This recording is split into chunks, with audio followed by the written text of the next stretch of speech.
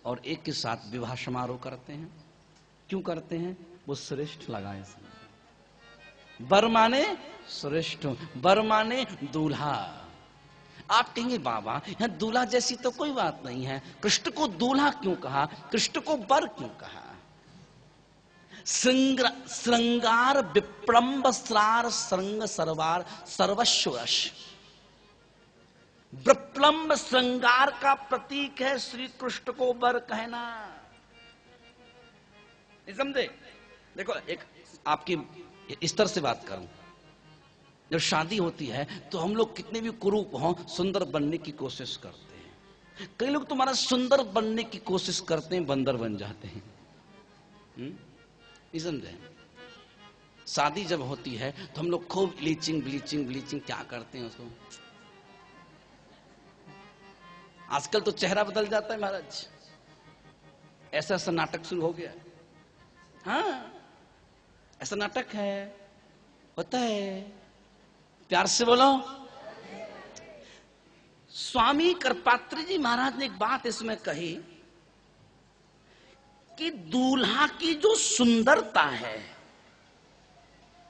या जो कामदेव की सुंदरता है, कामदेव की सुंदरता को फीके करने वाले श्री कृष्ण मानसकार क्या लिखते हैं? कोटि मनोज लजावन हारे। नहीं समझे? राम जी जब जा रहे थे बनना तो पूछा सखियों ने, कोटि मनोज लजावन हारे, करोड़ों कामदेवों की सुंदरता को फीका करने वाले ये कौन हैं? जिनके सामने करोड़ों कामदेवों की सुंदरता फीकी हो जाए, वो राम और कृष्ण हैं। कृष्ण को श्याम कहा और धीरे से कहा सुंदर। श्याम, कृष्ण काले नहीं थे, श्याम थे। काले तो यहां के लोग होते हैं।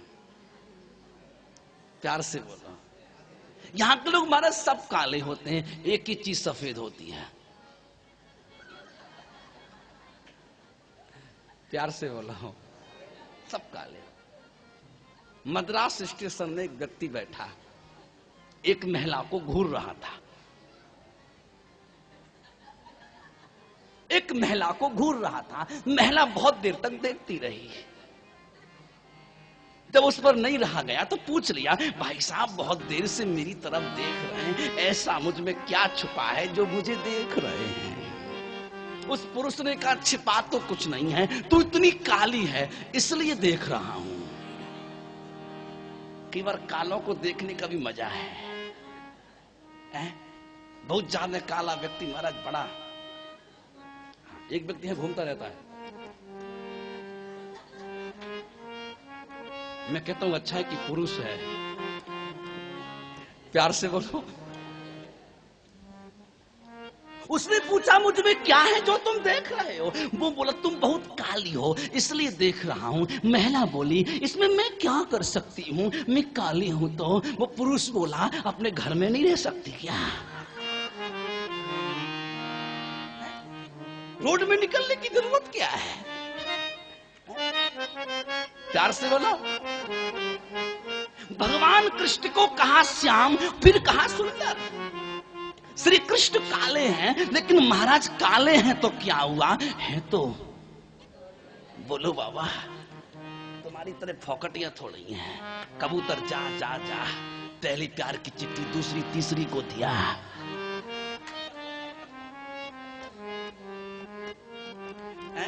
प्यार से बोलो। दिल वाले हैं महाराज, तब तो 16,108 रानियां रखते हैं। तुम्हारा तो एक मिनट दम निकल जाता है। कृष्ण काले हैं तो क्या हुआ है? तो दिल वाले हैं महाराज। काले से लेना नहीं, दिल वाला चाहिए। गोरा हो तो क्या करे, दिल वाला नहीं बाहर में जाए। प्यार से बोलो। श्याम सुंदर, काम करोड़ों कामदेवों की सुंदरता को फीके करने वाले श्री कृष्ण हैं, इसलिए कहा वर, नट वर। नटस्यो वरस्यो बपु नटवर बपु ब्रह्म सार श्रृंगार सर्वस्व रस के प्रतीक हैं श्री कृष्ण। कर्णयो कर्णिकारम, नटवर बपु कर्णयो कर्णिकारम। आप जानते हैं भगवान कृष्ण कान में क्या लगाते हैं? कृष्ण को सबसे प्यारा कौन सा पुष्प लगता है? कृष्ण को सबसे प्यारा पीला कन्नेर लगता है। पीला कन्नेर का फूल कृष्ण को सर्वाधिक पसंद है। भगवान कृष्ण कान में क्या लगाते हैं? कन्नेर का फूल। कर्णयो हो, कौन सा वचन है? अब जाकर तुम लोग नहीं जानते महाराज। कर्णयो हो, कर्णयो हो द्विवचन है ये। कर्ण कर्णयो द्विवचन है। और कर्णिकारम ये कौन सा वचन है? ये एक वचन है। कर्णी कारम ये एक वचन है। भागवत में लिखा कृष्ण के 2 कान हैं और एक फूल है, और दोनों कानों में एक फूल है। आप मुझे बताइए 2 कान होंगे तो 2 फूल होने चाहिए, लेकिन भागवत में लिखा कर्णयो हो और कर्णिकारम। 2 कान हैं और एक फूल है, और वो भी दोनों कानों में है। आप कहेंगे बाबा जी फिर तो कृष्ण एक काम किए होंगे, फूल को तोड़े, एक इधर एक उधर लगा लिए होंगे, लेकिन तोड़ा नहीं। आप जरा गौर फरमाएं, मैं आपको बताऊं, तोड़ा नहीं है। कर्णिकारम। स्वामी करपात्री जी महाराज से पूछा इसका अर्थ क्या? मेरे गुरुदेव बताते, पंडित राजवंशी द्विवेदी जी महाराज, जो वृंदावन के सबसे बड़े प्रकांड विद्वान थे। पंडित राजवंशी द्विवेदी, ऐसा कोई विद्वान नहीं भारत में संस्कृत का जो हमारे गुरुदेव पंडित राजवंशी को नहीं जानता हो। उनके सानिध्य में बैठकर हमने कई वर्षों तक स्वाध्याय किया है भागवत का। और नरवर जो विद्यालय है, यहां स्वयं करपात्री जी महाराज ने स्वाध्याय किया 10 साल तक। वहां हम 7 साल तक व्याकरण पढ़े। 7 वर्षों तक हमने व्याकरण का अध्ययन किया।